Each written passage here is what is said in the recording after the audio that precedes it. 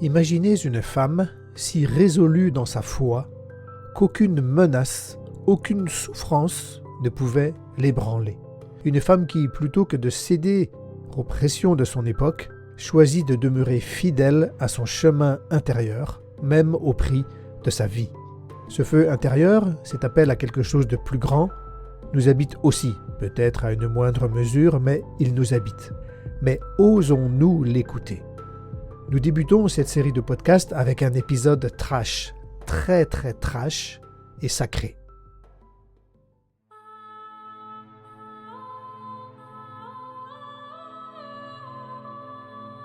Bienvenue dans Saints et Rebelles, visionnaires témoins d'hier et d'aujourd'hui. Ici, nous explorons les figures spirituelles qui ont traversé les âges, des saints aux mystiques, des visionnaires aux chercheurs de vérité. Nous plongeons dans leur vie, leur quête et leur engagement pour découvrir ce qu'ils ont encore à nous dire aujourd'hui. Chaque épisode vous invite à un voyage intérieur entre récits inspirants, réflexions profondes et méditation contemplative. Parce que ces voix du passé ne sont pas éteintes, elles continuent de nous parler, de nous défier et de nous éclairer. Installez-vous, ouvrez votre esprit et laissez ces témoins de lumière vous guider. Sainte Julienne de Nicomédie, martyre du IVe siècle, n'est pas seulement une figure du passé. Son histoire parle à ceux qui cherchent un ancrage profond tout en vivant dans un monde en perpétuel mouvement.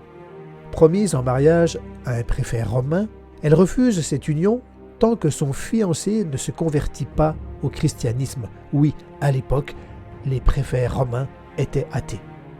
Devant son refus, elle subit l'emprisonnement, des tortures horribles, je vous passe les détails, et finalement la décapitation en 305.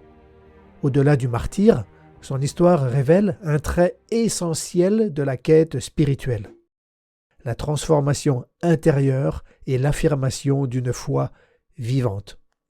Évidemment, l'ampleur des souffrances qu'elle a dû endurer nous laisse imaginer qu'elle avait complètement transcendé l'idée d'un ego, l'idée d'un soi qui pourrait être meurtri par la souffrance physique.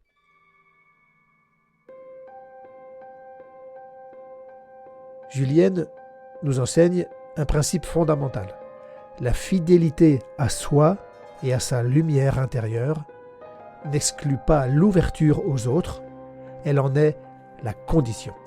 Son histoire illustre ce que signifie rester debout face aux tempêtes, tout en cultivant un esprit d'ouverture.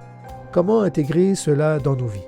Eh bien, en osant questionner nos certitudes, tout en restant enracinés dans notre quête, en cultivant un silence intérieur qui nous permet de discerner ce qui est essentiel, en accueillant les autres non comme des menaces, les autres quels qu'ils soient et tels qu'ils sont, en les accueillant sans les considérer comme des menaces, mais comme des reflets de l'infini sous différentes formes. Là où certains voient une fermeture de Julienne face à son fiancé, on peut voir une invitation à une transformation plus grande. Elle ne voulait pas imposer un dogme, mais proposer un éveil intérieur. Alors évidemment, tout ça nécessiterait des développements, des explications, mais aujourd'hui, je veux simplement sortir les traits saillants de son histoire pour relever les principes. Si vous voulez creuser davantage, on pourrait revenir un autre jour.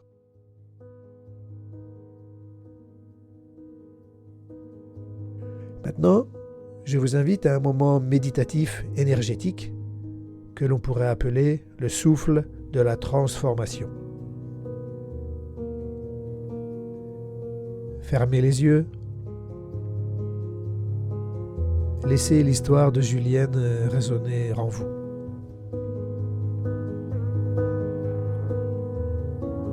Imaginez une flamme douce, stable, qui brûle en vous.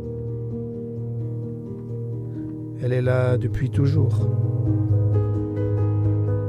Sentez sa chaleur, sa lumière, son énergie. Elle ne vous appartient pas. Elle est. Respirez. Elle ne vous vous appartient pas, elle est. Cette flamme est votre appel intérieur.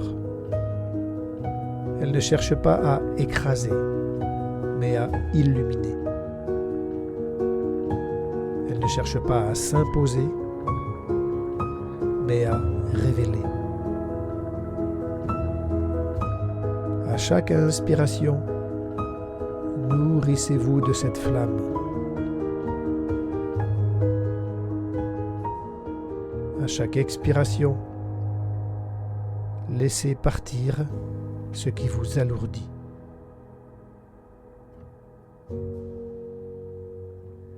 J'inspire et me nourris de cette flamme.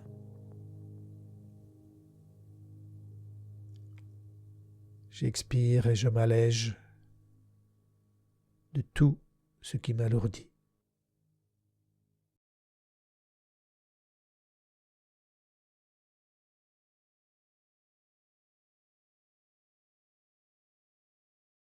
J'accueille cette flamme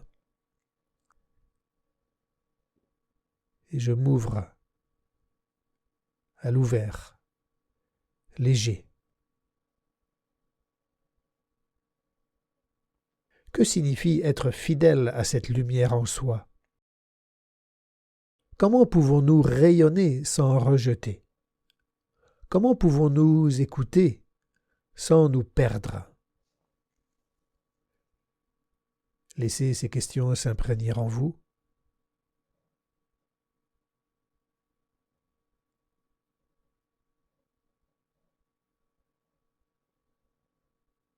Comment pouvons-nous rayonner sans rejeter?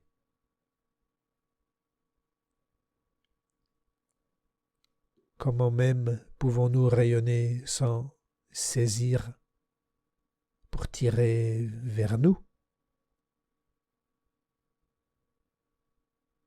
Comment pouvons-nous écouter sans nous perdre?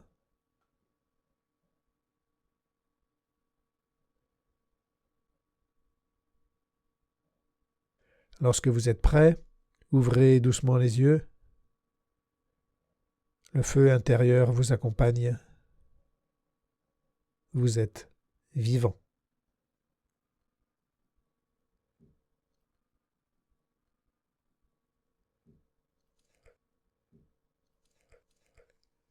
Sainte Julienne, à travers ces épreuves terribles jusqu'au bout, nous rappelle que la foi n'est pas un mur, mais un pont entre notre monde intérieur et les autres traditions.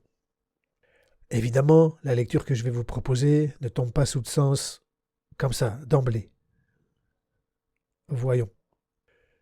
Plutôt que d'imposer ou de subir, elle nous invite à devenir un espace de rencontre, un espace où le divin peut se révéler sous 1000 visages. Pourquoi? Parce que dans son refus de se marier si son époux n'est pas catholique, chrétien, qu'est-ce qu'elle indique? Elle indique qu'un croyant, s'il ne s'ouvre pas à ce qui le transcende, s'il ne s'ouvre pas au divin, s'il ne se réalise pas profondément, est quelque part en sous-régime et va endurer la souffrance. Sainte Julienne est allée jusqu'à l'extrême, à être dans l'ouverture totale, le don total d'elle-même, pour montrer cette dimension de totale ouverture, la connexion, l'ouverture totale au réel, au divin, la transcendance. Évidemment, c'est un état très avancé, difficile à appréhender par l'entendement, et difficile à admettre qu'elle en arrive à refuser le mariage, refuser la vie, pour endurer la mort, et je vous épargne toutes les souffrances quand elle a souffert le martyre. Accueillons le message. Ouvrons-nous au dialogue interreligieux profond qui nous invite à peu aller creuser en nous, à aller creuser dans ces notions très profondes que sont le milieu divin, la non-dualité, la nature de Bouddha, le plérôme, la divinisation de l'homme, le corps absolu, le satori, la gnose, le corps christique, le Christ, Dieu, tout ça sont des synonymes ou des choses très très proches pour évoquer la réalisation universelle dans laquelle demeurait Sainte Julienne, et au cœur de cette expérience, elle invitait l'autre à s'ouvrir à quelque chose de plus grand que lui-même. Le dialogue interreligieux profond, c'est pas un compromis, mais c'est une exploration vivante. Car l'autre, dans le dialogue, est souvent le miroir de ce que nous n'osons pas encore voir en nous. Et vous, quel feu brûle en vous ?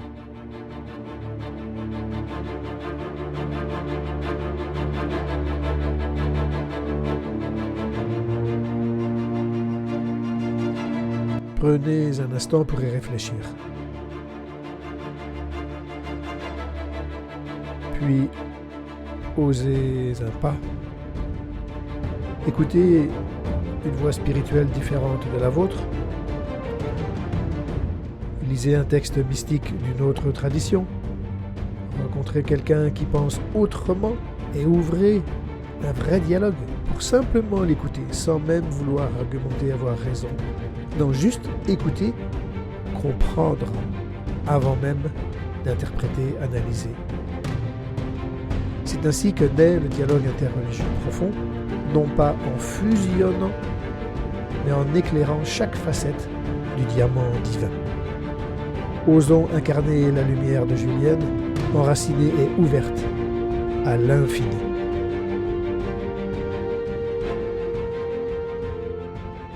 Pour aller plus loin, je vous propose un commentaire sur la posture absolue de Julienne. Vous trouverez ça dans la description du podcast. Et puis, à l'avenir, avec les autres épisodes, eh bien, vous aurez également des contenus complémentaires régulièrement accompagnant ces podcasts. Offrez un saint du jour à vos proches. Si cet épisode vous a inspiré, partagez-le avec quelqu'un qui pourrait en avoir besoin, par exemple un ami en quête de sens, un proche passionné de spiritualité et d'histoire, quelqu'un qui traverse une période de questionnement et qui pourrait trouver de la lumière dans ses récits. Ou, par exemple, si aujourd'hui c'est la Sainte Aimée, pourquoi ne pas partager cet épisode avec une aimée que vous connaissez ? Les prénoms sont à l'honneur et chaque prénom porte une histoire, une inspiration, une force, une lumière. Prenez l'habitude d'envoyer le saint du jour à un proche qui porte ce prénom. C'est une manière simple et belle de faire découvrir des figures inspirantes, envoyer un message positif et porteur de sens, créer un lien spirituel et fraternel avec ceux qui vous entourent. Qui sait, peut-être que votre message arrivera au bon moment dans leur vie. Merci d'être un passeur de lumière et à très bientôt pour un nouvel épisode de Saints et Rebelles.